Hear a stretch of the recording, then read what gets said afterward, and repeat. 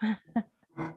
So You can great say to that, see you. but we can also learn from Indonesia. You have a fantastic country and a lot of opportunities. So Yeah. I look forward to hearing what you have to say. And Christina, do you know what the other people are going to speak about? Okay, so Alice will be speaking about she will be talking about how the VCM can addressing the climate change, and then to scale up the VCM itself, especially in Indonesia. And what does GFANS have to do with voluntary carbon markets? Is there a connection between GFANS and voluntary carbon markets? Actually, Alice Cara is more specific about the climate change because her organization is working on that, and it's under Mark Hartney. It's part of part of the TVSCM, if I'm not wrong, TSVCM. Sorry.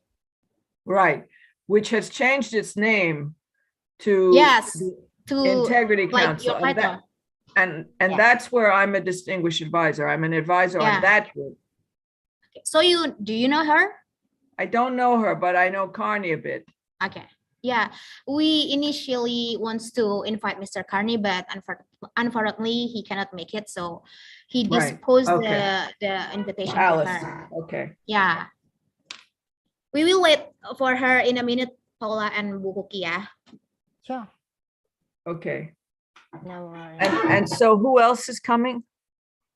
Hello. Hi, Miss Alice.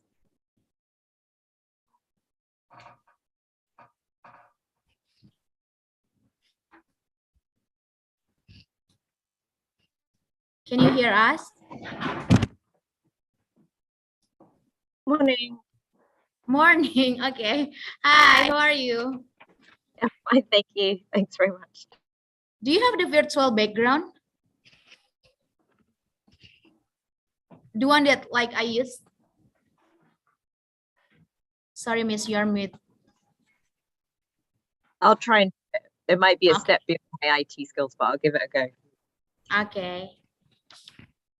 So, Miss Paula, this is Miss Alice. Miss Alice, this is Miss Paula. And Miss Cookie here is the moderator for today's event.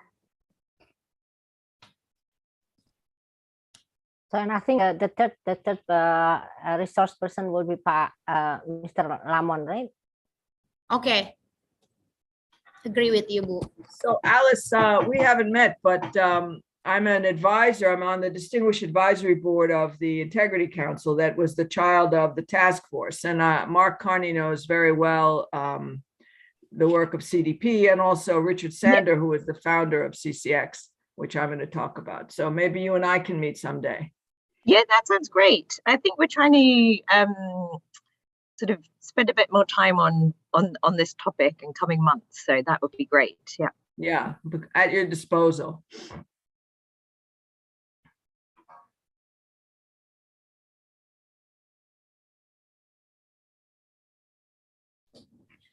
Okay, so I'll start the webinars live. It will be streamed to the YouTube, and we will play some video for the audience to wait until 15 GMT7, okay? Sure.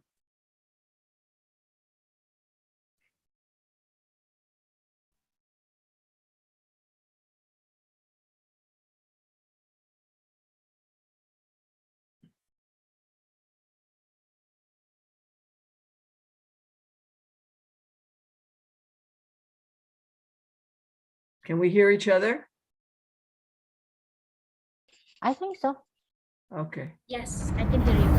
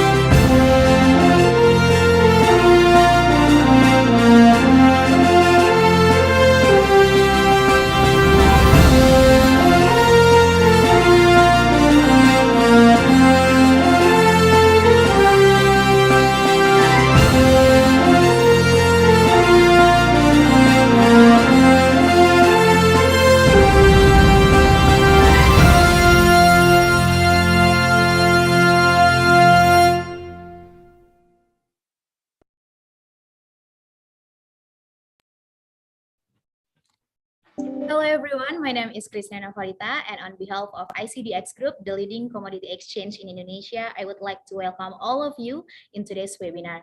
In a collaboration with B20 Indonesia, initiated by the Indonesian Chamber of Commerce and Industry, we brought to you the first webinar of Carbon series with the theme of Organized Voluntary Carbon Marketplace to tackle the global climate crisis.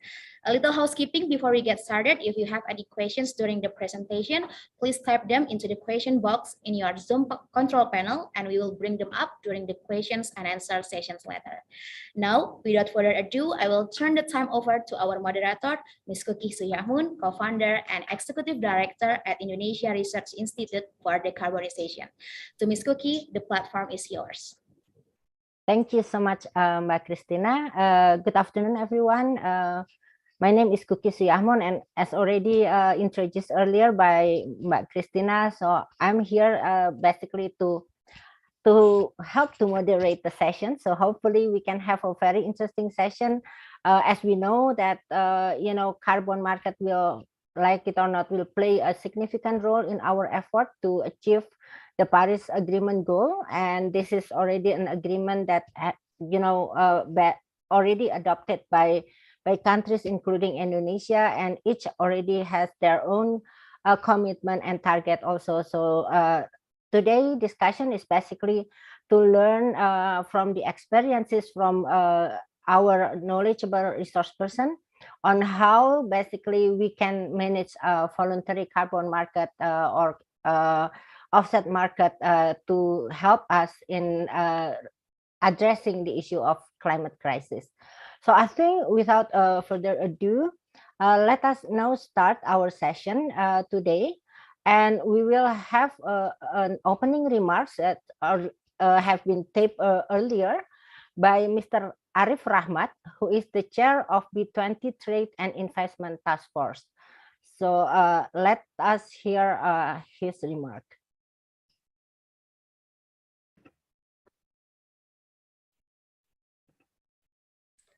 Greetings, distinguished speakers and all participants of this webinar. Good afternoon. First of all, I would like to thank the ICDX Group for collaborating with B20 so that this webinar event is held as a series towards the B20 Summit. And also sincere gratitude to the distinguished speakers who are willing to attend and provide their valuable insights at this event. It is widely accepted that climate change gives rise to many existential threats, such as the quality and quantity of water, habitats, forests, health, agricultural land, and coastal ecosystems. Overcoming this challenge demands collaborative and concerted actions on a global scale. It also requires solidarity among countries of different development stages.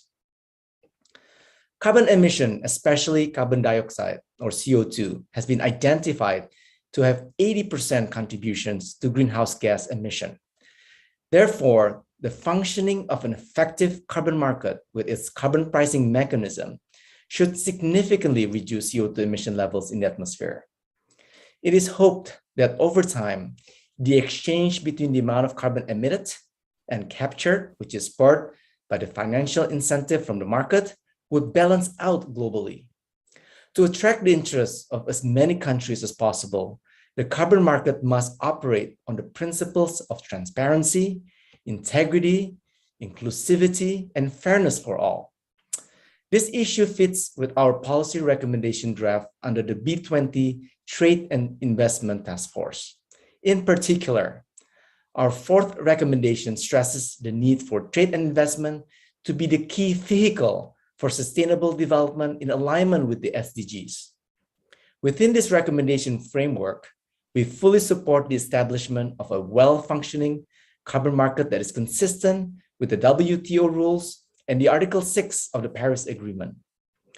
We also aspire to have a market mechanism that allows both the private and public sectors to contribute to lowering the overall carbon emission. Following ratification of the Paris Agreement, the carbon trading scheme should also be aligned with the interests and goals of a country's NDC, or nationally determined contribution. For its parts, the Indonesian government has issued Presidential Regulation number 98, 2021, concerning the administration of carbon pricing, which is expected to be followed by a set of ministerial regulations. Such regulations would lay out the foundation for rules and technicalities of carbon trading in Indonesia, including the possibility of a cap and trade system and the implementation of a carbon tax. In the end, with all available options being considered, the world needs an effective global carbon trading system that is safe and fair, especially for the less developed and developing countries. Hence, the significance of today's discussion at addressing several long-standing yet fundamental questions for carbon trading. This includes questions such as, how does the carbon offset market look like? What is the mechanism by which the carbon offset is measured, and how does that work in the market in a more transparent way? How does the carbon offset market fulfill a government's mission and NDC? What are the means to stimulate a carbon offset market and to be well received globally? How do the NDC and carbon offset market complement each other? What are the opportunities in a carbon offset market? It is my hope that we will have better understanding to the answer to these questions after listening to today's presentations and discussion.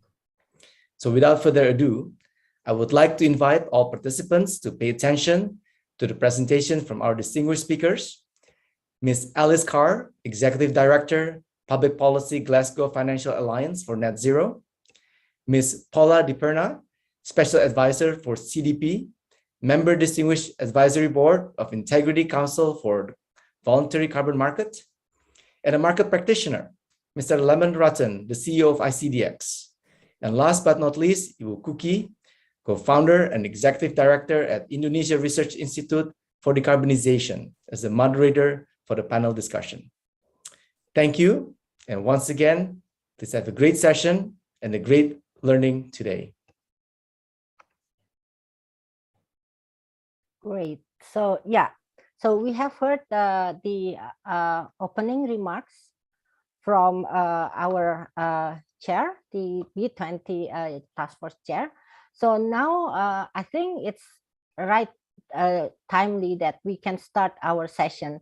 As already mentioned earlier by Pak Arif, we have three very knowledgeable, distinguished resource person for our session today.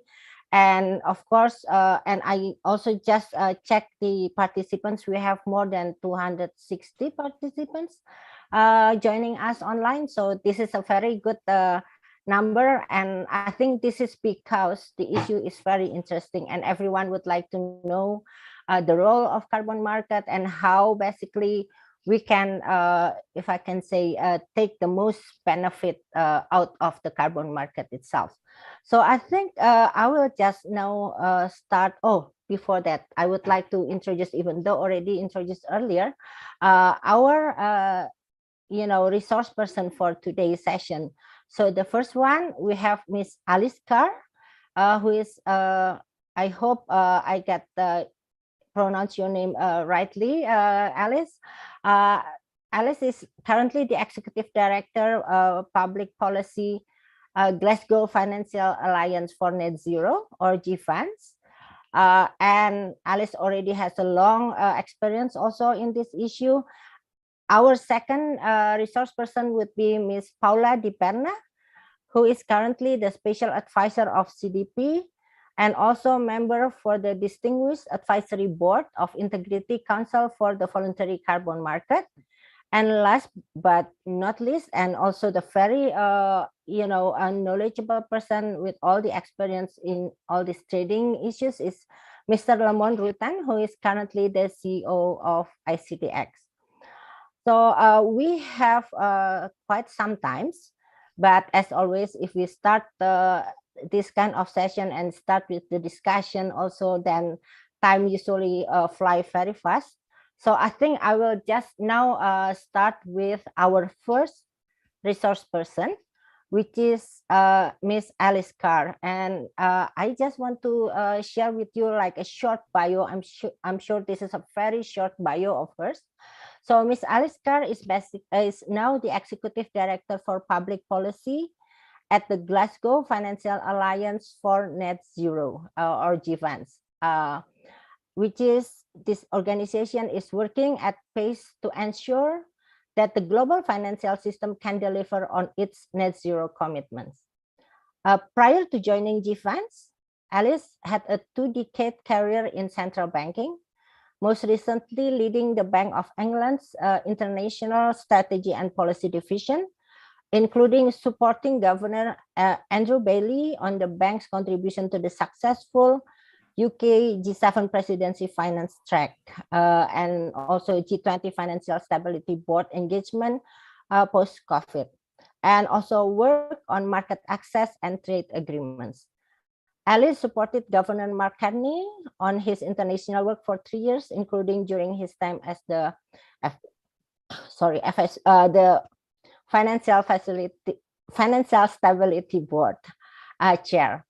Prior to this, she worked for several years at the Hong Kong Monetary Authority on a cross-sectoral resolution framework, and in a niche consultancy supporting finance ministries, central banks, and regulators in 20 countries to strengthen financial stability and a framework as the global financial crisis began.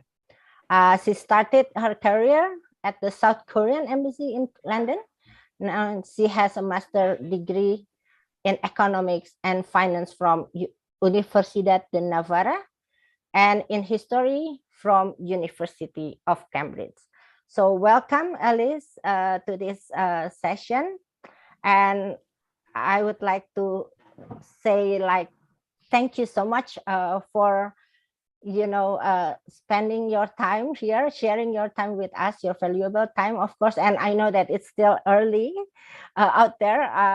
If I'm not mistaken, you are based in the UK, right? So it's still early there. But nevertheless, I'm sure that you would be more than happy to share with all of us some of the experiences that you already had. I have a couple of questions for you. But I think, this will be the question just to trigger your views. So feel free also to add some more, additional information as well.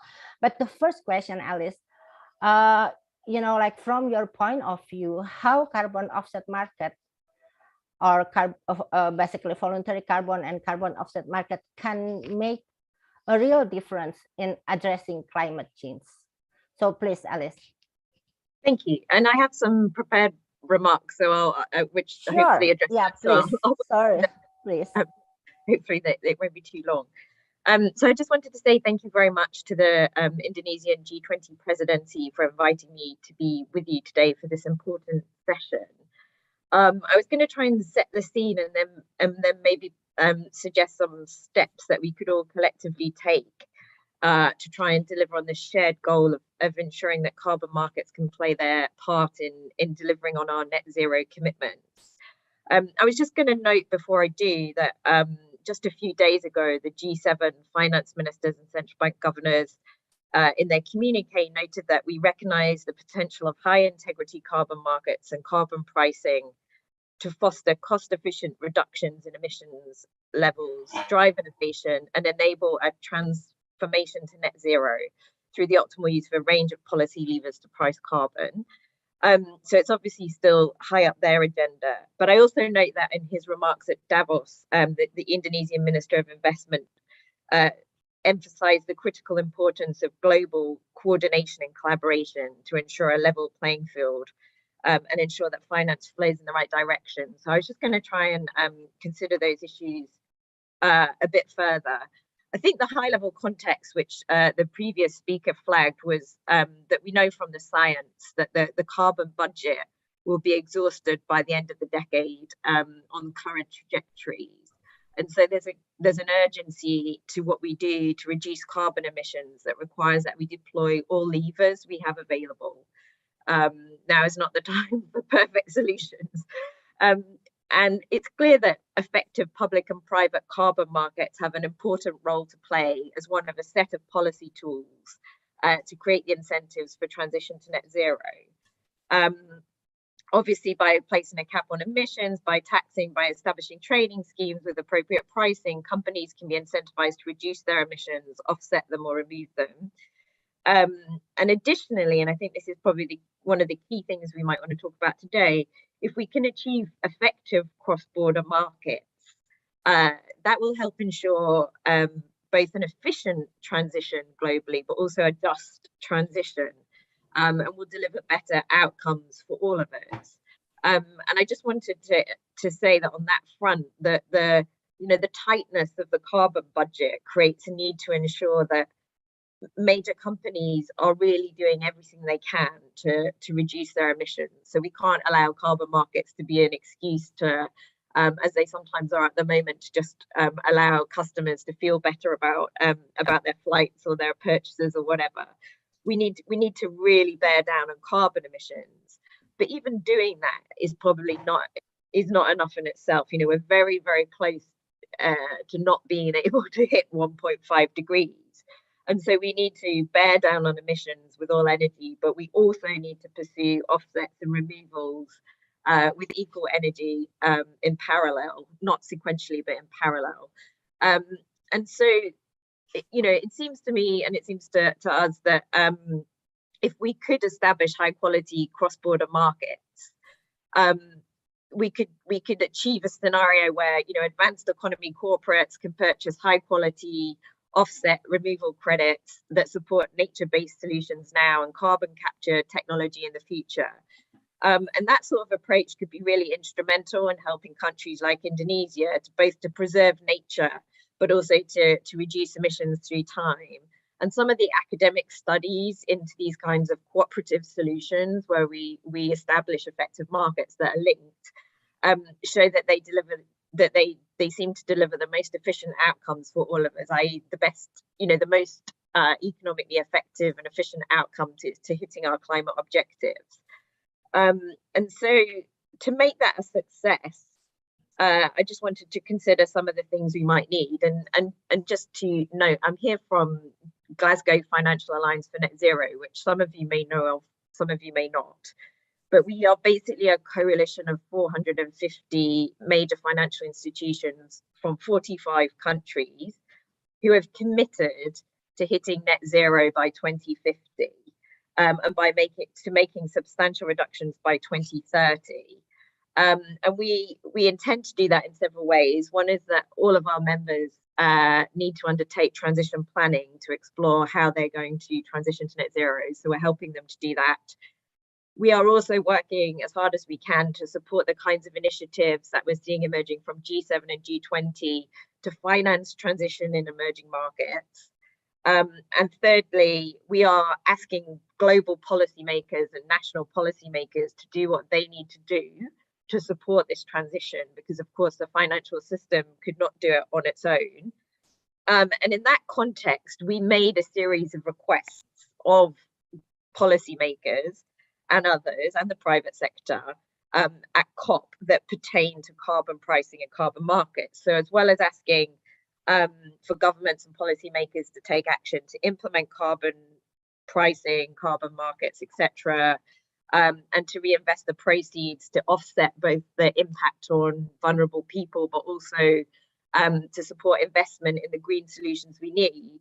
We also pressed for greater standardization and scale for voluntary carbon markets globally, utilizing Article 6, and trying to address some of the issues that have been of greatest concern, such as double counting and so on. And we also asked them to commit to supporting an international body to provide guidance on the appropriate use of offsets, quality standards, offset types, and so on to deliver integrity. I just saw one of the comments that I didn't prepare slides. I'm really sorry. So we're 6 months on from COP, so I just thought I'd take a look at how we're actually doing against what we described as our call to action. And it's clear that the net zero commitments that governments have made have resulted in a tick up in public initiatives around carbon pricing and carbon markets.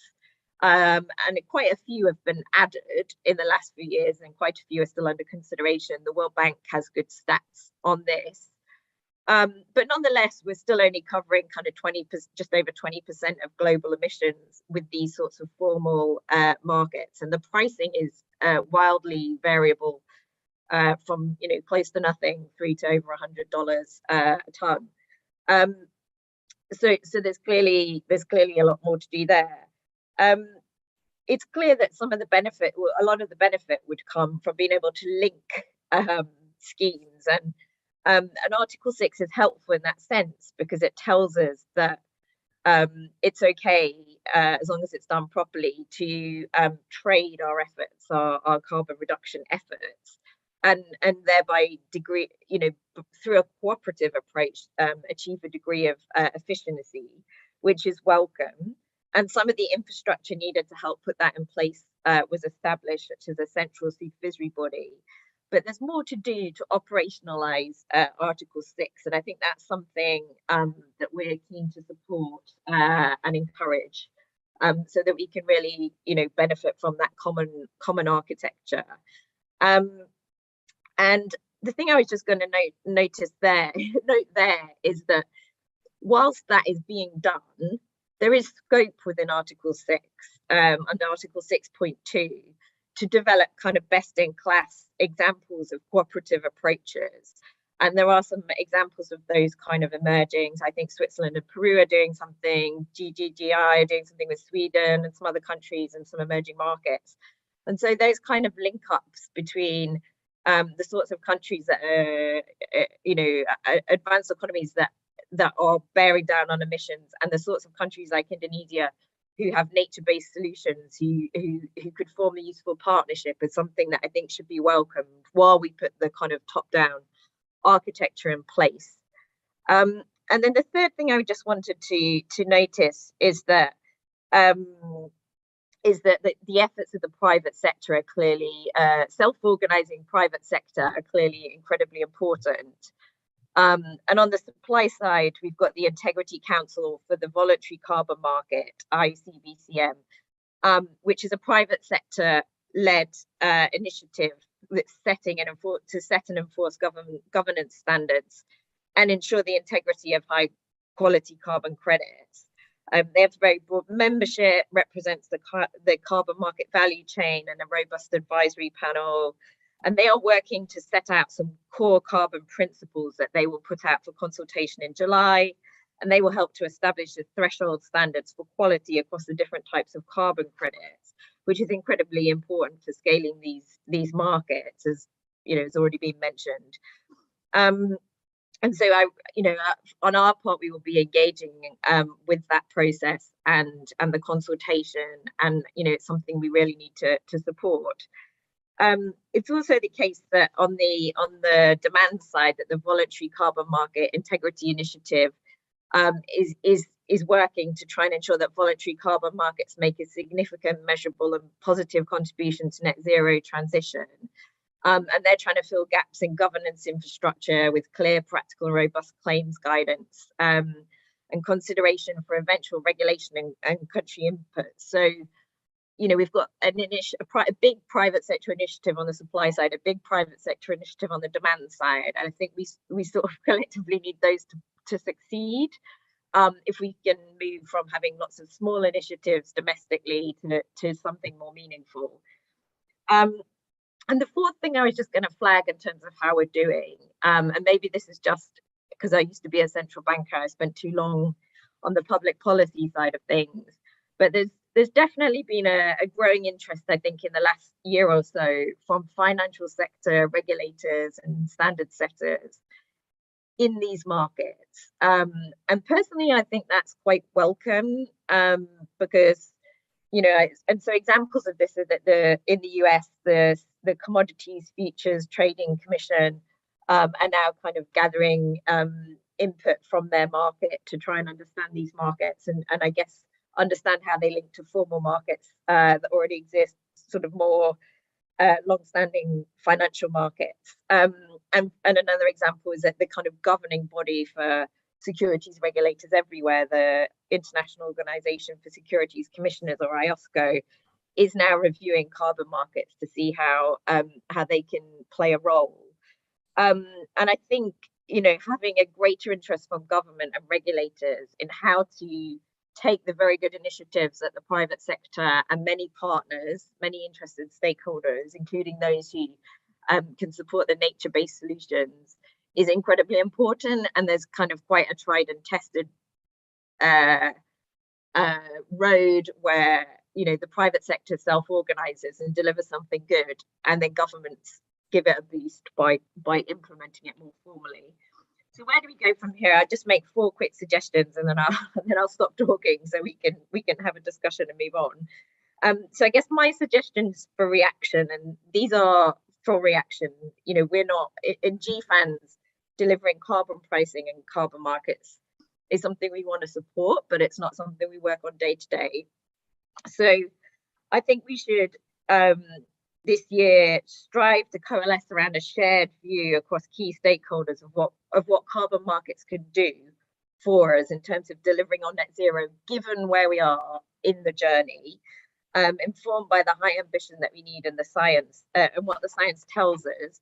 So we do need to bear down on emissions as an absolute priority, but in parallel rather than sequentially, we need to use carbon markets really wisely to offset difficult to abate emissions and support removal, ensure that, you know, we're making the most of the nature-based solutions we have and that we can expand, and then technological solutions which may follow.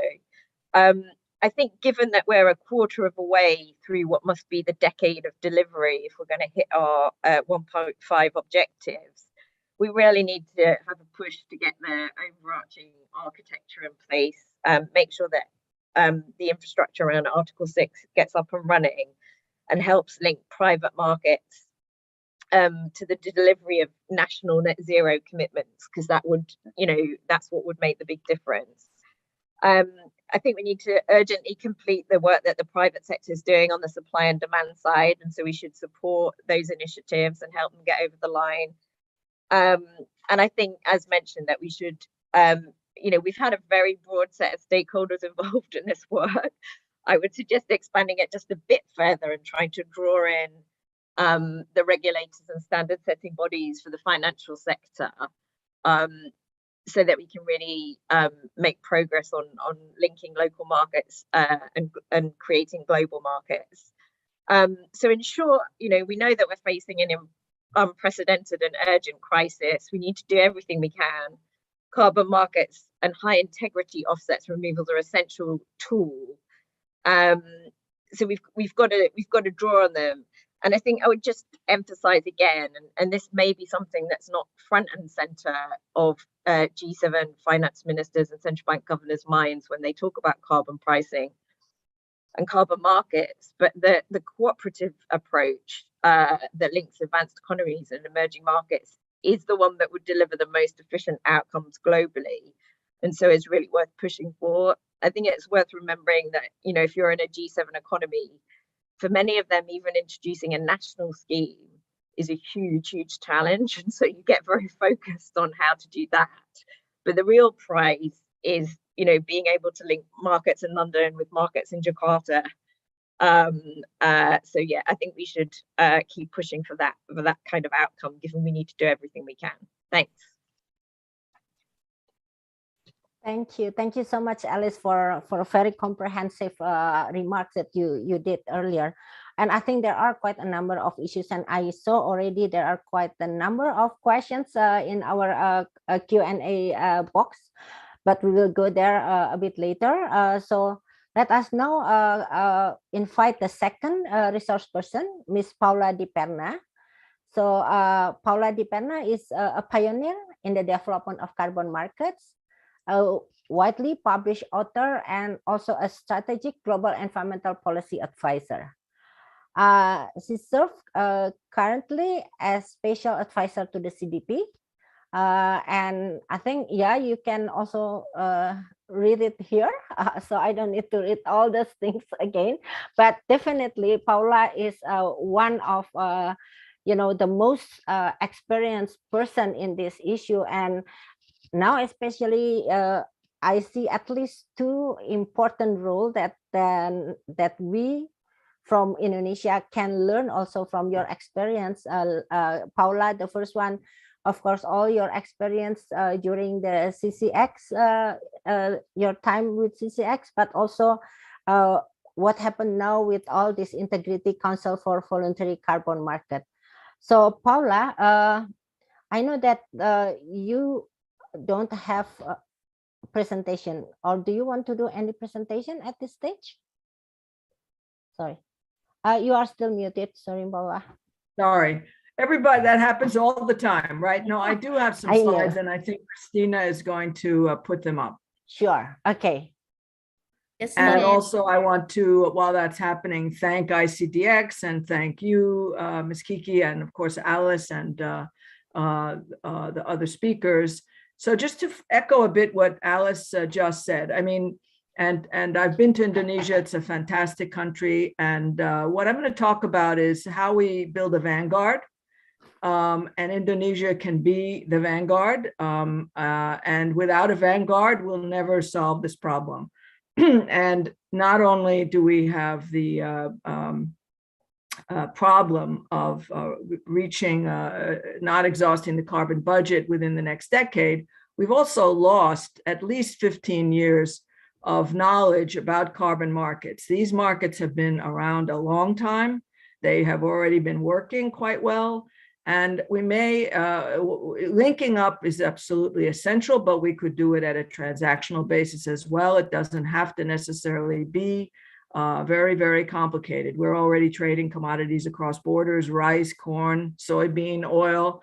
The plumbing is there, and what's really needed is to get started. So what I'm going to share with you a little bit is the experience of the Chicago Climate Exchange, which was the first real cap and trade in the world at a certain level. We were a network of early adopters, and we need to have a network of early adopters now. And that's, I think, a role Indonesia can really play. We also had a global participation. We were trading internationally. We linked up the EU ETS with our system in about 20 seconds. And so what we really need are a couple of major demonstrations, not only by governments, but by transaction and traders. So I'll just go to the next slide, and I'll just talk you through what we did at CCX.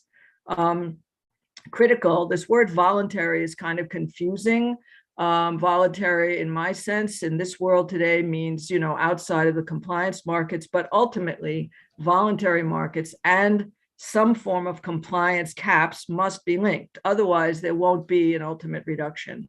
Our system was, at the time we did CCX, we launched it in 2003, there really were no compliance markets outside of Europe. There was the EU ETS just beginning in its pilot phase. No compliance caps or any requirements in the United States. But we created a club of doers, and it was a voluntary but legally binding cap and trade system. The companies that volunteered into the system signed a legally binding civil contract. What did they contract to do? To make an inventory of their scope 1 and scope 2, all their North America operations, and reduce on a schedule that you see in front of you over first 4 years and then 4 more years when they signed up for the second phase. We set the targets as a consensus process. The target was tough, but doable. It was not a walk, not business as usual, but something that everybody agreed they could try. And recall, at that time, there were no inventories. There was nothing like the amount of knowledge that we have now. Christina, next slide, please.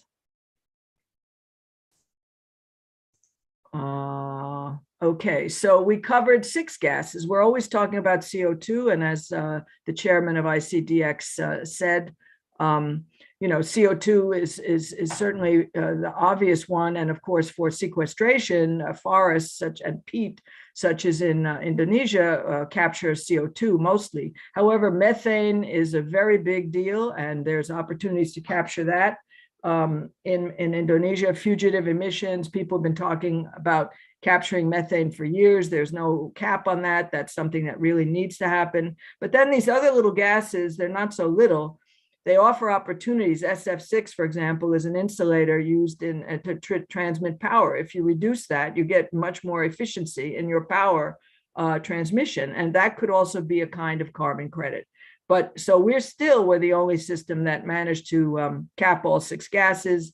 And we traded a carbon financial instrument, which was the equivalent of 1 ton of CO2e. Next slide, Christina.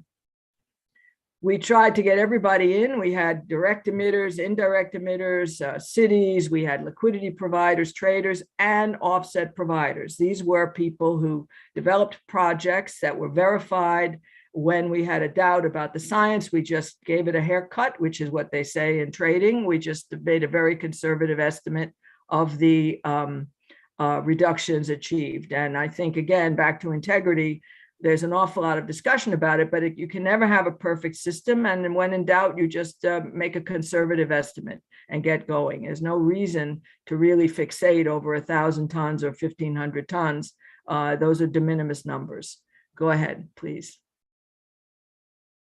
We had tons of companies involved, the largest companies in the world: Cargill, Abbott, DuPont, Ford, Honeywell. These are companies that stepped up to volunteer when they did not have to.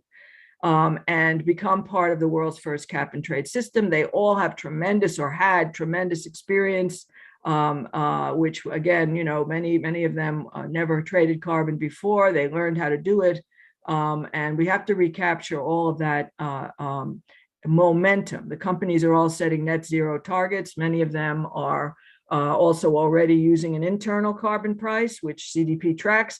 There's really no mystery. What's really missing is, 1, get started, and 2, a high degree of coherence. Perfection we'll never get to, but coherence is what we need. Next slide, Christina. We were huge relative to the compliance markets at the time. These little bars represent the baselines of each nation in the European emissions, the compliance market at the time. And as you can see, the CCX baseline, which is over to the left of my screen, was the highest of all. We had more emissions capped at that time in the United States than any other country in the world. And it's ironic that we have no cap in the United States today. But at that time, through this voluntary but legally binding system, which we thought of, we were a for-profit. Our business model was that if we, and the traders on the webinar will understand this, the commodities traders in particular, because carbon is a commodity, really, at the end of the day. Our model was, if we get all these people trading on our platform, when there is a mandatory market, mandatory rules, they will trade with us. We wanted to be a platform and an exchange that facilitated the government's policy. And the same can happen in Indonesia. A group of credible trading exchanges can very much facilitate the achievement of the NDC.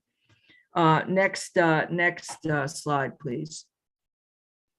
But just a quick review. Obviously, Alice talked about removals versus offsets. This is, again, a very big vocabulary debate, but the point is that a reduction or removal actually stops an emission and an offset balances out. You need both. You can't have one without the other, and only offsets won't work. You need a cap and you need a compliance structure, but it can be flexible, it can be variable. What's really critical is not so much linking the regulations, but linking the baselines. We never talk about tons. The atmosphere does not care how or even why we are making reductions, just that we do it, and it's by ton. Just the way if you want to lose a little weight, you go on the scale and you reduce by kilo.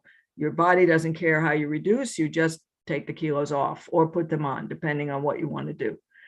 Next slide, please.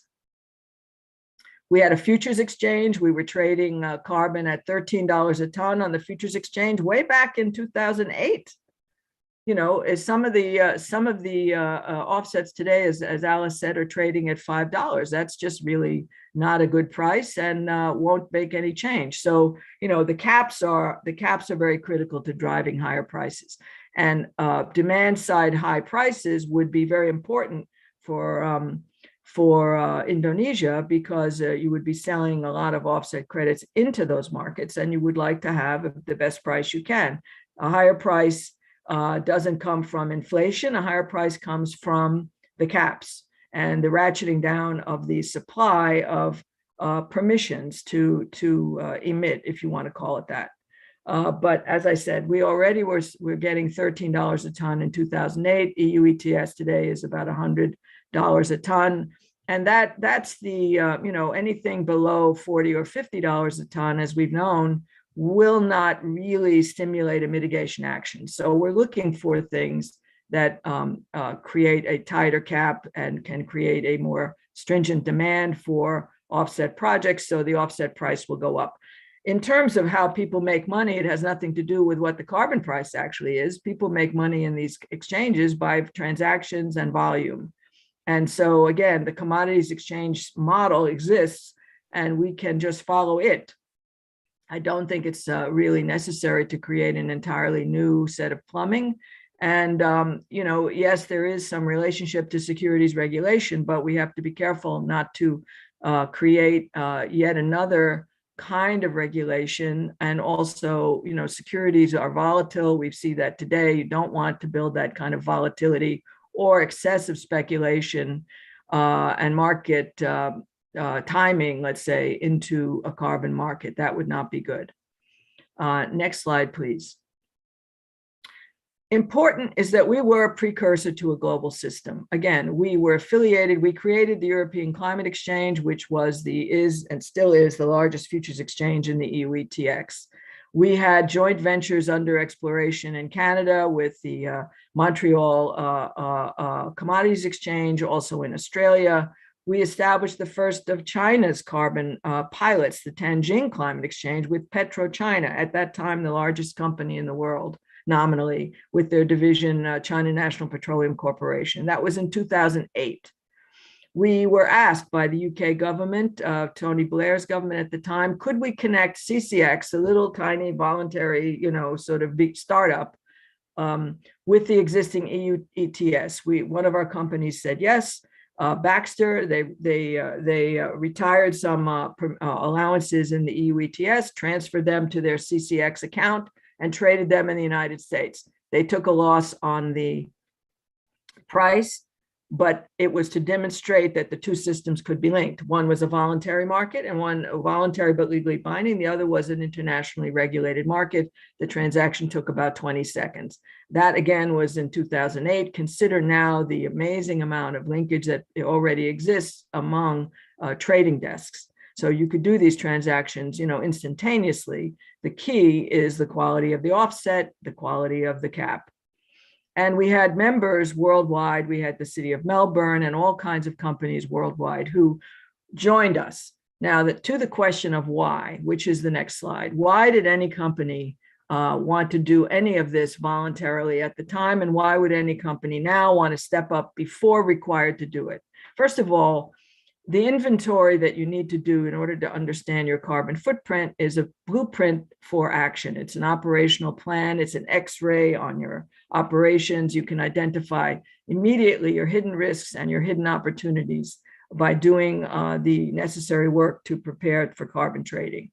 Companies expected regulation. They were trying to hedge their regulatory risk, so they wanted to practice. They knew that commodities trading would have a role, and they wanted to learn by doing to understand what is a carbon unit, what is a carbon instrument. There was no understanding of it then, and we've lost a lot of understanding. We have to rebuild that understanding immediately. The companies also wanted to contribute to eventual national policy objectives. At that time, we were still in the aura of the Kyoto Protocol, and people expected an international regime, which we didn't get until 2015. And even Paris is not an international regime. It's a collection of national objectives. So, companies wanted to prepare for this. They're all expecting some form of international regulation. And so it was a first mover advantage. Consumers then, as now, even more now, are trying to buy products that they think are carbon neutral, or are at least somehow offset or don't contribute to the problem. I think we can't go too far with that. At some point, we do have to stop consuming things, but for the moment, the consumer definitely wants to try to buy products that are more carbon sensitive. And that was true then. And companies wanted to say that their product line was also very much aware of climate change challenges. And ultimately, finally, the companies wanted to join to be leaders and to be seen to be in the vanguard. And that's what we need today. There's plenty of room in the vanguard. It's always lonely up there, but it's the most exciting place to be. I think I may have one more slide. This is just a repeat of the opening in Tianjin. They shot a big cannon full of gold confetti. That's how excited everybody was at that time. Next slide, please. We got a lot of press. I should talk about the founder, Dr. Richard Sandor, well-known economist, father of financial futures. This whole CCX thing was his brainchild. And I think he's in touch also with Mr. Carney. And we've done a briefing with Richard for the Integrity Council. He's a walking encyclopedia of commodities trading knowledge, very well known in Asia, and a very good friend of mine. Next slide, please. Thank you. So I will leave it there, and I look forward to questions. Thanks again.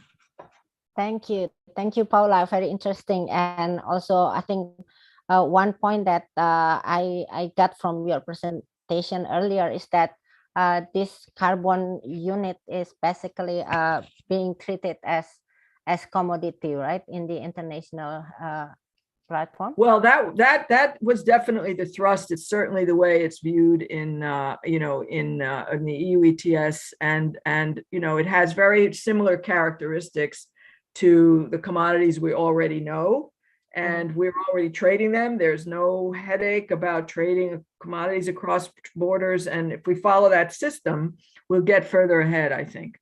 Okay, thank you so much. And I'm sure that there are also some questions for you in the Q&A box. So feel free if you want to respond to that. Also, Alice earlier, if you want to respond to that directly in writing, but we can also bring them in the discussion a bit later. So now I would like to invite Pak Lemon Rutten to share also his view. As we all know, Pak Lemon is the... Sorry, I think I muted myself somehow. So please, Pak Lemon, you can share.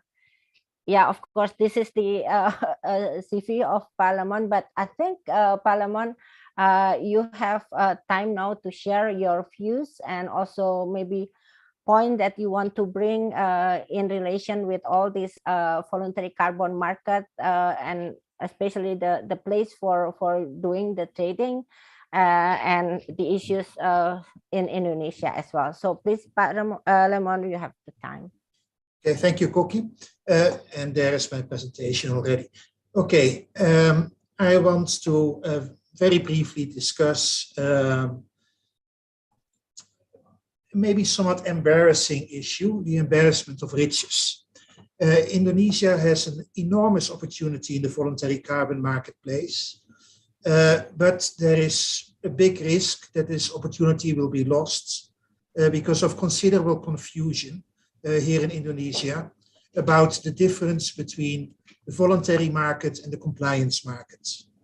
And what I really want to do in these next few minutes is to try to clarify that the voluntary market is not a threat to the compliance market, as many people in the Indonesian government seem to believe, but that rather the compliance market can allow Indonesia to better achieve its NDCs, and in the progress also create considerable extra value to the, well, not just the Indonesian economy, but also the Indonesian population.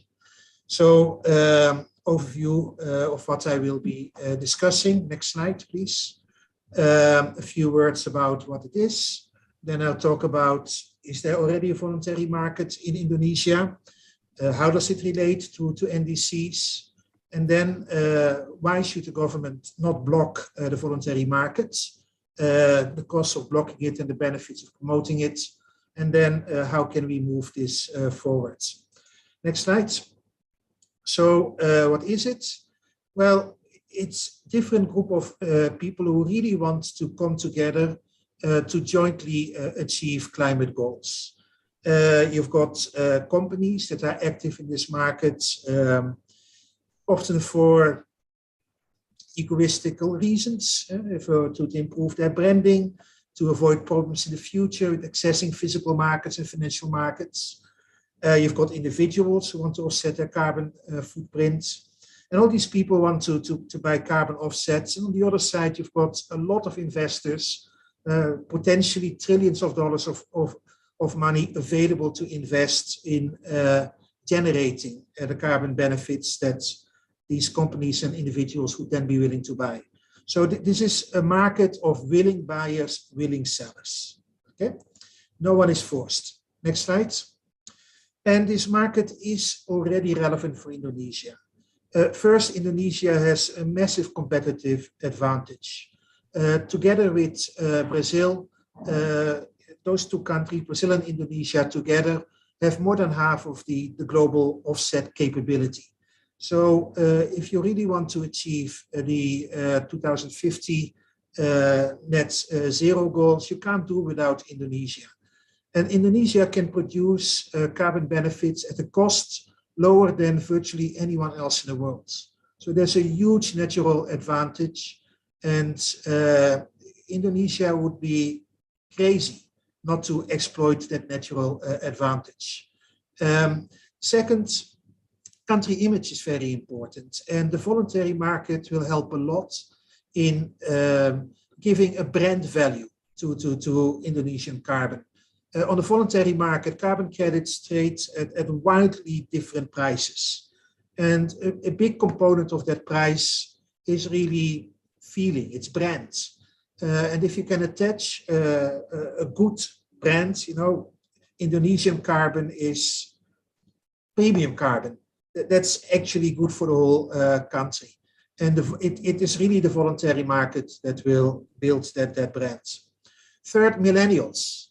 The Indonesian population is dominated by millennials and Generation Z. And just like in other parts of the world, these millennials, Generation Z, worry about climate change. And there is already a movement there. And we have to mobilize these people to play their role. Then competitiveness.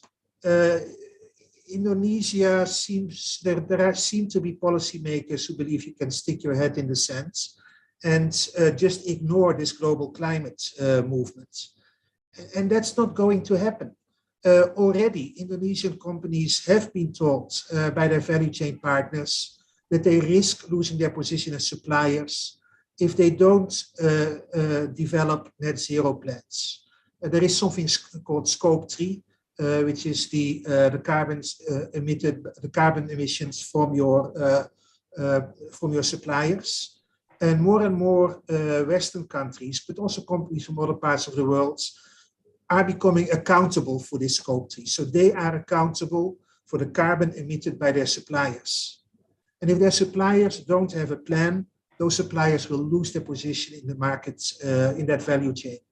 There is a Standard Chartered report that says that Indonesia risks to lose $26 billion a year if Indonesian companies don't become active. And then finance. Already both equity and bond finance are much more expensive if you don't have a proper climate plan. That's a reality, and it's a reality now. It's not becoming a reality towards the end of this decade. So you can't stick your head in the sand, you have to get moving now. Then there's the issue of future-proofing. There is an enormous scope for innovation in this sector. And that innovation typically comes from the private sector. And if you allow the voluntary market to develop, you will create many use cases, many new technologies, that you can then roll out also for compliance schemes. So in a way, the voluntary market will be the development lab for the rest of the sector. And then brand value. There are clearly Indonesian companies that already have said they want to go for a triple bottom line. People, profit, planet. Okay, and there will be more and more of those companies. So this market is relevant today for Indonesia. We can't wait for 2026 before the government starts rolling out its compliance program. I'm sorry to be sound harsh, I'm Dutch. I've been here already 5 years, but I will remain a little bit blunt in these things. Next slide, please. Now, why is there this issue here in Indonesia? It's really because the relationship between the voluntary market and the compliance market is not well understood. Now, again, most buyers on the voluntary markets are there because they want to be there. No one is forcing them. They're not buying carbon credits to hand over to their governments. They're buying it to meet their corporate objectives. In other words, there is absolutely no issue with leaving the benefits of, let's say, an offset project in terms of reducing carbon emissions. That can still count in Indonesia, because if, let's say, Microsoft or Shell buys those carbon credits, they don't want to move those benefits from Indonesia to whatever, Holland or the UK. They're not interested in that. Okay, they're not buying because they're forced to buy. They buy because they want to buy. Now, okay, in the NDC, of course, there is a commitment of Indonesia to reduce its carbon emissions.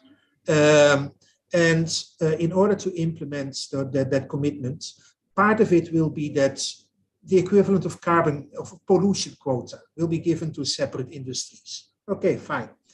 And in the Paris agreements, you can then make that tradable under either bilateral agreements or through a multilateral platform, which, in my opinion, yeah, we would all wish for it, but it's quite unlikely. So the most likely bilateral agreements, like we've already seen between Switzerland and a couple of other countries. So yes, it's possible to transfer, but this is under government-to-government agreements. Without a government agreement, if, let's say, Shell buys carbon credits in Indonesia, the reduction in carbon emissions that results in Indonesia stays in Indonesia. The companies can't decide, let's just move this to another country. That's not how it works. So please, if there are government officials here, understand that. No carbon benefits, no carbon mitigation can be moved from Indonesia to any other country without there being a bilateral government-to-government agreement signed by Indonesia. And then Indonesia will have to specify exactly under what conditions you can transfer carbon emissions, and then exactly what can be transferred. Now, and this is not just in the Paris Agreement. The presidential decree that was mentioned says the same thing. You can only move carbon credits out of Indonesia with the permission of the Indonesian government. So there's really no risk for the compliance regime. Okay, you can have a voluntary market. That doesn't mean that somehow Western countries are cheaply getting Indonesia to do their job. Okay, not without the government's permission, and the government would only give permission if there is a win-win scenario there. Next slide. So the confusion is really in this Paris Agreement that allows the private sector to contribute by doing work in one country and transferring it. However, this is only possible under explicit government-to-government agreements. Okay, so don't be afraid, please, of this voluntary market. Next slide. Now, the costs of blocking the voluntary market are considerable because, as I said, this is already an issue now. You can't really force companies to wait for years before the compliance regime is in place. European Union has already announced carbon border adjustment measures. I already mentioned Indonesia's annual exports are under threat if Indonesian providers are unable to have net zero plans. High costs are already an issue, and Boston Consulting Group survey shows that there is already more and more, the majority of Indonesian consumers already want to make their consumption greener. These things are happening now. There is a real impact on Indonesian governments if the development of the voluntary markets is blocked. Okay, so we have to get out of this current situation. Next one. On the other hand, if you allow the voluntary markets to come in, the benefits are multiple. Partnerships with some of the technically most advanced companies in the world. There will be a transfer of technology that's possible. Awareness raising, because all these millennials can be parts of the solution. Speed to markets. The voluntary market is ready to roll out now. Investments are available now. Projects can start tomorrow. Okay, there's no reason to wait. Ownership. I mean, people can actually become themselves investors in offset projects. There will be much more of a shared ownership of this fighting the climate crisis. I already mentioned innovation, local communities. The offset projects here in Indonesia, many of them are in the parts of the country where people are poor and have less opportunities than in the big cities. Now, if you really want to stop or at least slow down the migration from these areas into the big cities, you have to create development opportunities there. And that's what offset projects do. Okay, offset projects really are good for local communities. And they will also then bring in local authorities, which is another development priority.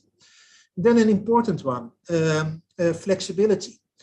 Right now, there are not that many internationally accepted standards. And I've been active in this for a long, long time. And many of these standards date from my early years, from the 1990s. And that means that in practice, a lot of these international standards are expensive. They don't really use modern technology like drones or satellite imaging, artificial intelligence. And there is a large scope for developing new standards. And in fact, many of the buyers on the voluntary markets want to have their own standards. So there's a great opportunity here for Indonesia as potentially a major supplier to the world market to develop their own standards, just like China has done. And in those standards, you can use new technologies, and that will make it in turn possible to do more small-scale projects. You don't. Why does a project need to be 100,000 hectares? Well, one reason is the very high fixed cost of existing verification mechanisms. Indonesia can innovate, and that would be in the voluntary market that these things are done. And then finally, co-benefits. We talk here about carbon credits, but in reality, the price that is paid for a carbon credit has a big component that is not the carbon. It is the other benefits that the project brings. Will the project protect orang-utans? Will it support biodiversity? Will it help women? Is it for cooperatives? Those are called co-benefits. The government will not be able to extract those co-benefit values. Okay, so if you don't allow the voluntary markets to properly trade these mechanisms and to get a proper price for co-benefits, Indonesia will lose a massive part of the true value of these offset projects. Okay, next one. So in conclusion, while sorting out the admittedly very complex details of a compliance regime, well, okay, fine, do that. But allow the voluntary markets to get moving. It will help you. The voluntary market will deliver benefits that count towards the government goals without costing the government any money. It will generate innovations that can later be adopted also in the compliance sectors. It will build a brand, Indonesia. And this market already exists. We've seen transactions happening in Singapore between Indonesian buyers and Indonesian sellers, simply because Indonesia doesn't allow that to happen in Indonesia. What sense does it make to send Indonesian buyers and sellers to Singapore? Okay, so there are already willing buyers and sellers. Allow this to happen. And why not? So my final slide, we've been ready. Next one, please. We've been ready. We have the infrastructure. We have a depository. We have a marketplace. We have a clearing system. So there's really no cost for the government. It's plug and play. Interfaces are ready. The only thing that's missing is this understanding of the government between the relationship between the voluntary markets and the compliance markets.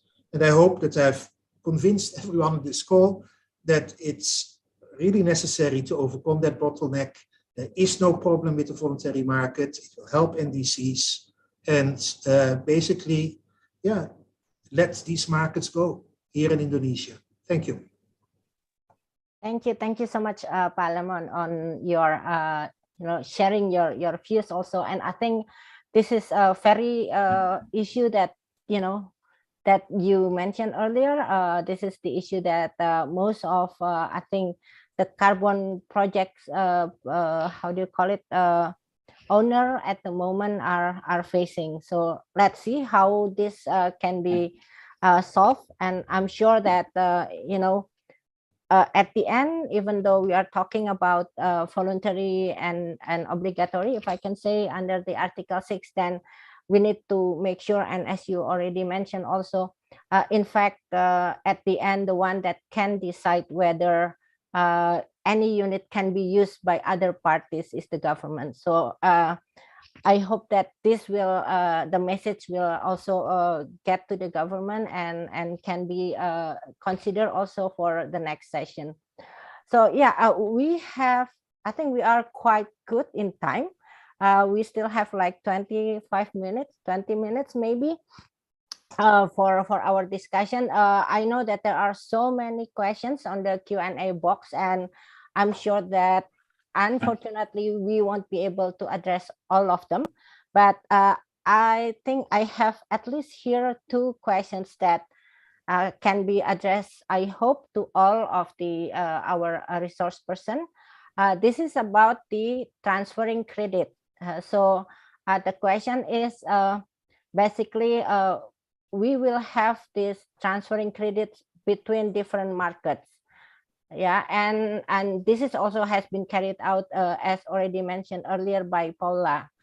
Are these credit limited to a certain sector or project types only, or how this kind of units will be traded or has been traded earlier?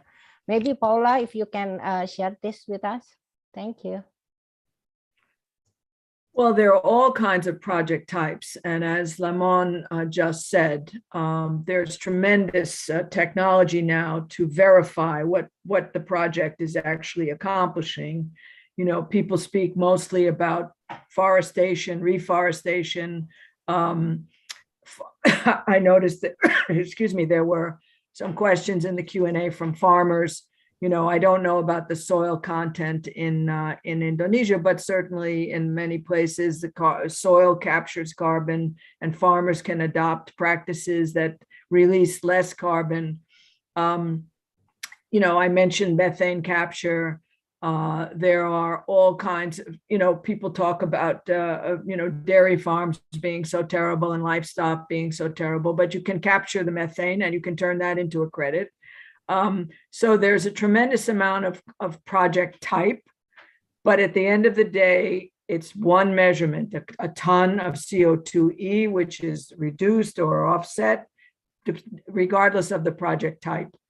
And it's very important what Lemon said about satellite monitoring, because, for example, standing forests, Indonesia, you can kind of estimate the amount that Indonesia could sell into a market.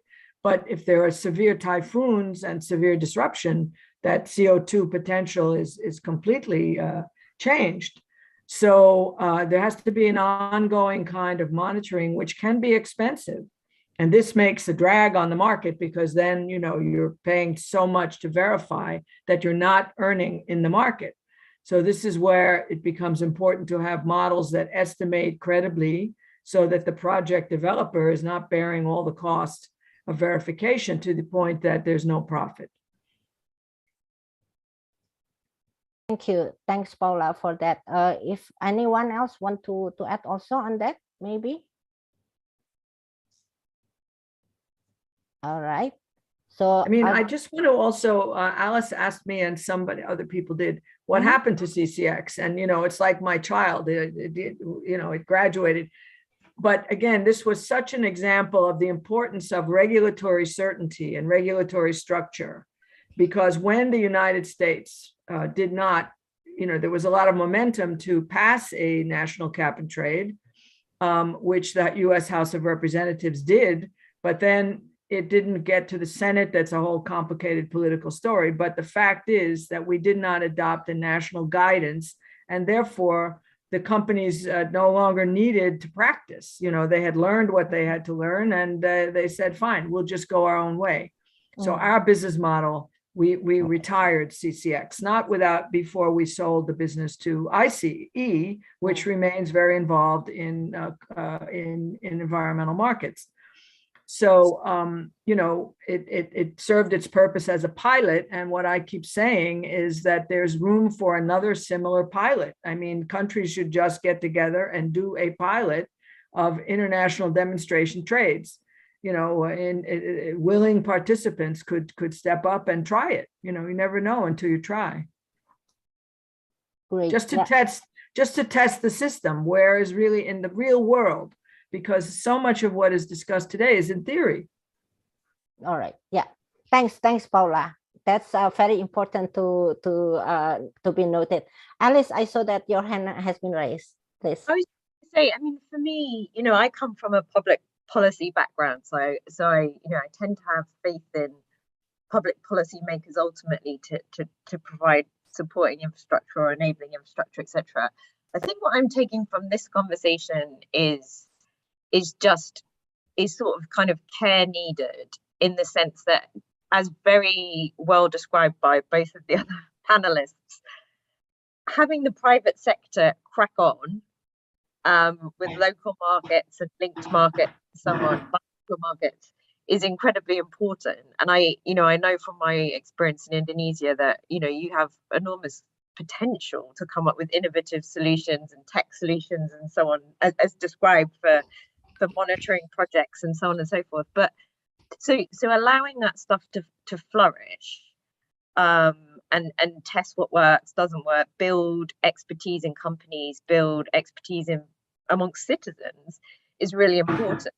But it seems also like there's an important role and a motivating and an incentive that at some point either you're going to be required to do this, or it's going to cost you a lot if you don't do it, if I could put it that way. And so it seems like, past experiences have, if the US government had been able to bring in the necessary policy, your nascent market, no doubt would have continued to grow and build, and we'd be in a much better place than we are. So I think the art to this is going to be making sure that infrastructure that government can provide comes, but without it squashing the private sector efforts in the meantime. So I guess that's the sort of main thing I've taken from this discussion so far. Thank you so much, Alice. And I think we don't have much time, but let me send these questions to all of you. I think it's quite interesting. What are the future of organized voluntary carbon marketplace from your perspectives? I would be the first one. And is it something that we have to preserve and adopt as long-term global environment management plan? Or is it something that will meet to an end in some period of time in the future? And do you think that carbon market or trade is the most effective way to make our world a better and a greener place? So I think I will start with Pa Lemon, and then Paula, and then Alice then. So please, Pa Lemon first. I actually think education is the best way to make the world a better place, and then everything else will fall in place. You know, people, well-educated people understand that they have to deal with climate change. It addresses the root of the problem.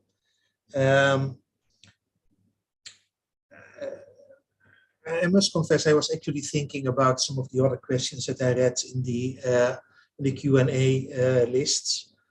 And there's one that I would like to, well, there are two that I would like to address. One, how do you mainstream these markets? I think what is happening, what will be happening there is simply transparency. Companies will start writing about what they do. They will either include chapters in their annual reports, or they will put parts on their website where they describe what they do. And that will automatically become more and more in-depth and more, if you want, real. If you start, I mean, ICDX is developing a carbon footprint in Bahasa Indonesia. And there are carbon footprints in English available on the internet. And that's a good starting point. It starts you understand, to make you understand as a company the relationship between what you do and the carbon emissions that you're responsible for. But as you are doing that, you're learning. So I think that is how it will go. Companies will simply start because either even many of the staff will ask for it. So there will be pressure both inside and outside the company just to get started. And then I think people like us have to give them the tools. We have to give them the footprint generators. We have to give them the reports. We have to give them examples. And it will automatically then, if you want, mainstream. And I really think that this will be mainstream by the end of this decade, without any government pressure even. It will be the pressure from bottom up. A second point, will these markets become global? Well, greenhouse gases mix in the upper atmosphere. So it's one and the same problem globally. Unfortunately, there won't be a global market. There are too many differences in government policies. So you will have regional markets, and even if you national markets, regional and national. Even if you have international trade, that trade will be seriously restricted. For example, a company will be only allowed to buy 10%, 20% of its offsets in another country. So there will be serious differences in rules, and therefore also there will be very serious differences in prices. Here in Indonesia, the government wants to start with the price of 20 cents per ton. The international market price is no less than $5. Okay, so to the extent that Indonesia will allow Indonesian companies to sell outside of Indonesia, they will be able to achieve a much better price, definitely. But there will always be quota, it will always be regulated. It will not be automatically become one global market. All right, thank you, Pa Lamon. So may I now invite Paula to share your views on the questions, Paula? So, thank you. As to the world being a better place, I think, do unto others as you would like others to do unto you. I think that's the number one way we should all behave, and the world will become better. As to the carbon market being the answer, I mean, carbon market, everybody wants it to accomplish something different. If you are trying to prioritize the benefits, say, to the farmers and the project developers, precisely you want a price that will make it possible for them to implement the project. If you're trying to reduce carbon emissions, you want the least transaction cost possible. If you're trying to create an international structure, you want as much international agreement as possible. And on and on. There are all kinds of wishes for the purpose of the carbon market, but it has only one purpose, which is to reduce global carbon burden And, you know, if you try to think about how currency is traded, that's another kind of parallel.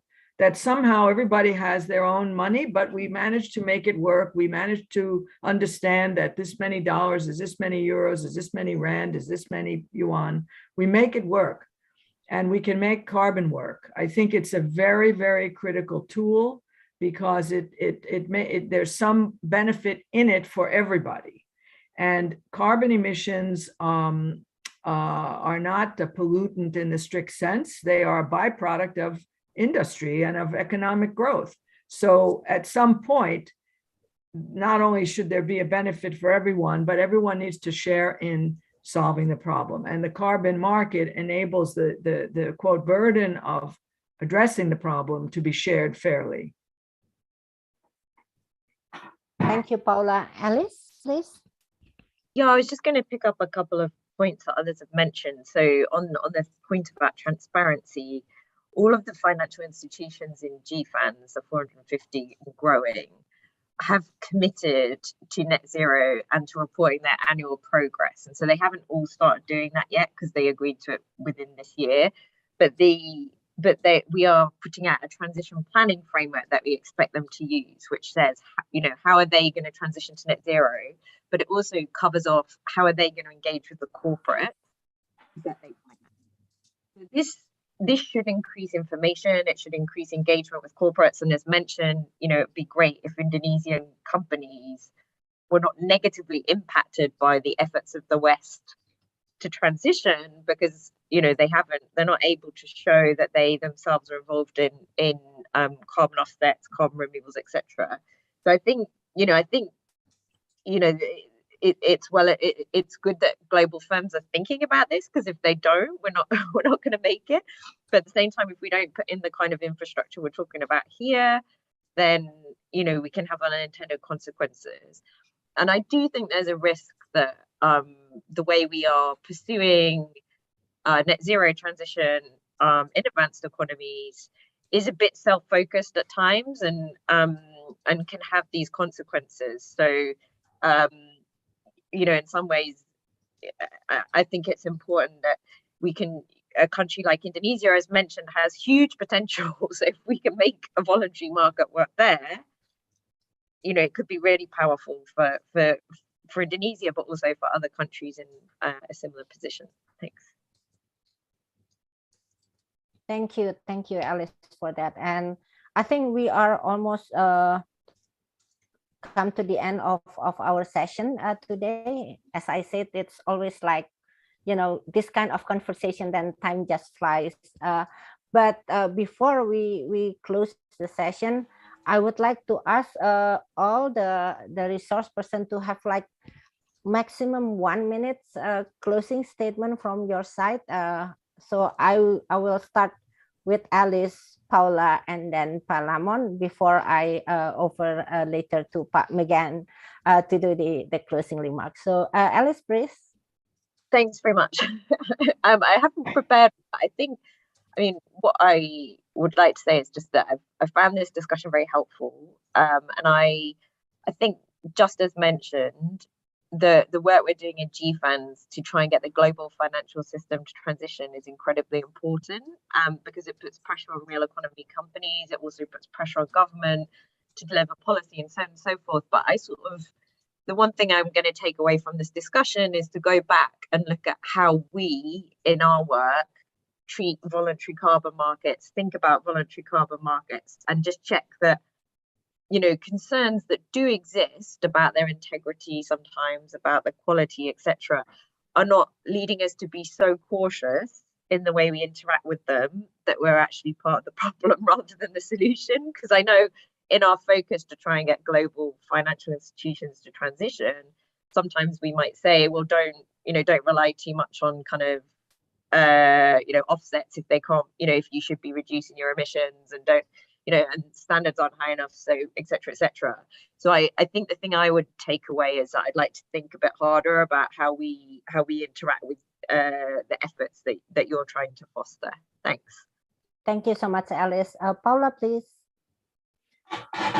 Yes, thank you again very much for having this very comprehensive view of things. I think my summation really is that Indonesia can be a world leader in setting up doable rules, and some of the things that Lamon mentioned, where you can have a guarantee that the benefits of the reductions remain in the account of Indonesia, even though it's a global system. Any obstacle to setting up a viable voluntary carbon market system that has bearing on a compliance market and ties into the NDC, any obstacle is surmountable. There is no obstacle that should prevent us. And my experience is that we just need to try a few things and do some demos and really accelerate the demonstration. And that's the best way to learn, I think. And thanks again. Thank you so much, Paula. And last but not least, definitely, Pak Lamon, your closing statement. Okay, just 2 points. A couple of the questions that we got are from small companies that want to be part of this climate change process. Fantastic.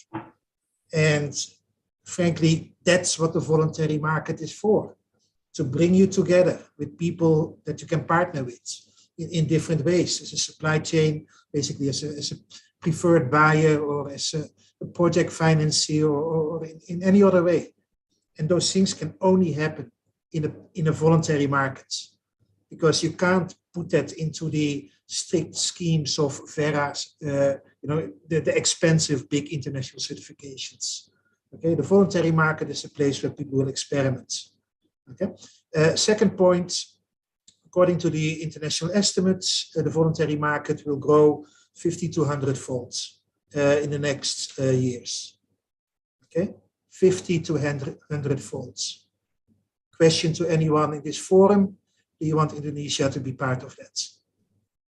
If so, yeah, just do it. Get ready. Thanks. Thank you, Pak Lamon. So we already heard from all our resource person, and also earlier the opening remarks.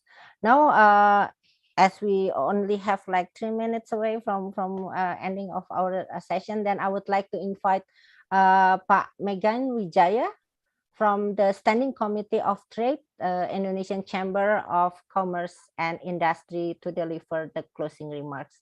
So please, Pak Megan. Good afternoon, ladies and gentlemen. Greetings to our honorable and distinguished speakers today. Arif Rahmat, the chair of B20 Trade and Investment Task Force. Alice Carr, the executive director, public policy, Glasgow Financial Alliance for Net Zero. Paula De Perna, special advisor of CDP, member, Distinguished Advisory Board, Integrity Council for the Voluntary Carbon Market. Lamon Rutan, CEO of ICDX. Kuki Sujamun, the co-founder and executive director of IRIT. On behalf of Indonesia's Chamber of Commerce and Industry, we would like to thank the organizers and speakers for this wonderful event.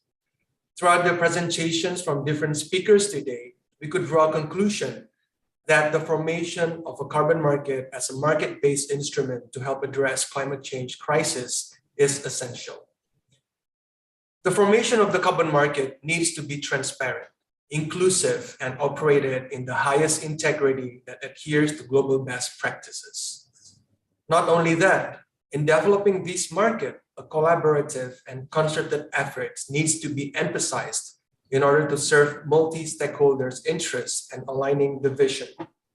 Additionally, the framework for the cross-border carbon market needs to be planned and anticipated early on, so that the scalability of the market can reach its full potential.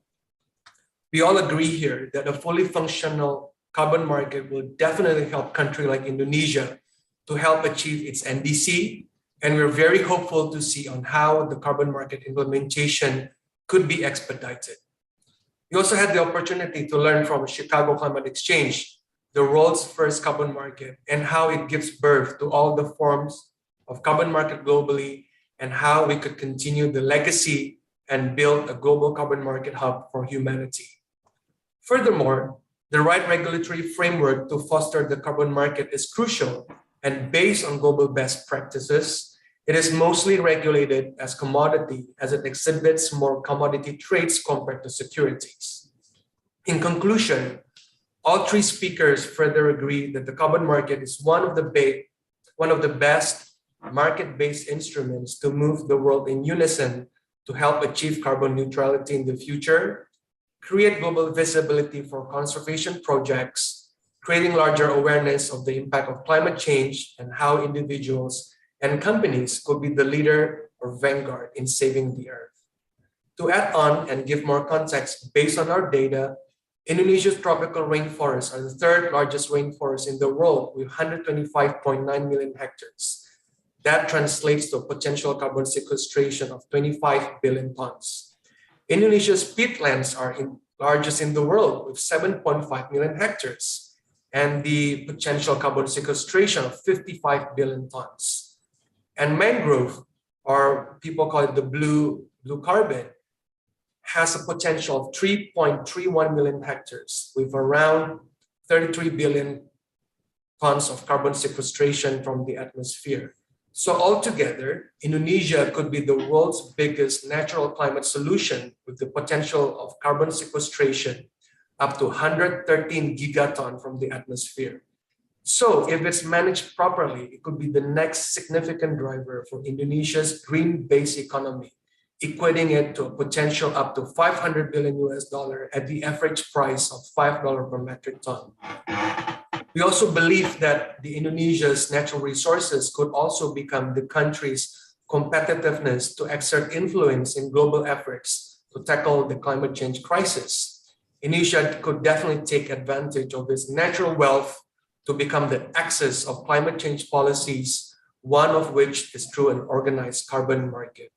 And we believe that Indonesia has already issued a presidential regulations number 98 of 2021 regarding the implementation of carbon economic values. We believe that the existence of the presidential regulation has made Indonesia a global driving force in responding to market-based climate change at the global level toward a sustainable economic recovery. Lastly, I would like to thank all our distinguished speakers today for their excellent presentations. Kadin, or Indonesia's Chamber of Commerce and Industry, as the organizer of the B20 Forum, and also helping the success of the G20 Indonesia presidency, hope that this event could provide a new understanding for the public and support the government in taking policy directions in the climate and post-pandemic economic recovery agenda. Thank you very much. Thank you so much, Pak Magen, for your,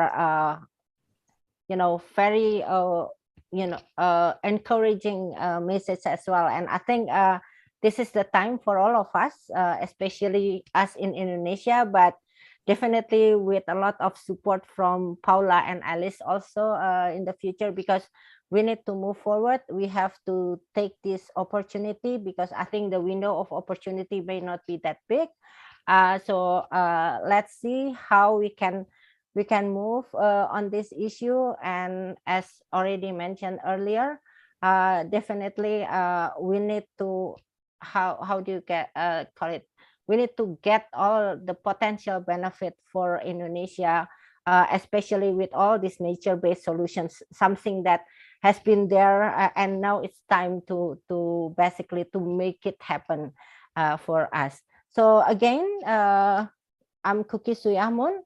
And now I would like to thank everyone, definitely our resource person, as well as Pak Magen, and also Mbak Christina that already been here, preparing everything, and also to all the participants. And I just checked, I think we almost hit 400, I think more than 350 in one of the time. So it's very good. And I know there are quite a lot of information, and also maybe I know ICDX will have another session to explore further, because there are a lot of interest also in this issue. So again, thank you very much, everyone, and have a good afternoon and good day for you, Paula and Alice. Goodbye. Thanks very much. Bye. Thank you, everyone.